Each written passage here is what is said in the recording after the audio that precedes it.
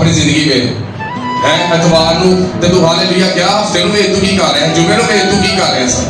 تو خدا آپ کو ایک آئینے کی طرح بائبل مقدس ایک آئینہ ہے کیا ہے میں رات کو بھائیوں کو ٹیچ کر رہا تھا میں انہیں کہہ رہا تھا بھائی کسی بدعتی ترین کے پیچھے مت بھاگیں بائبل کو پڑھیں جب بائبل آپ کے اندر چلی جائے گی آپ خود ہی سلیکٹ کر لیں گے کہ آپ کو کون سی چرچ جانا ہے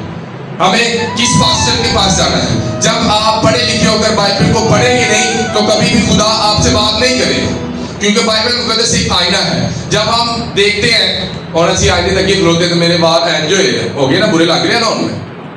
آئینہ میرے سامنے ہے تو پھر میرے بال ہیں تو پھر میری غلطی ہے نا اگر میں نے آئینہ دیکھ لیا تو مجھے چاہیے کہ اپنے بالوں کو صحیح کر دیں ہاللویا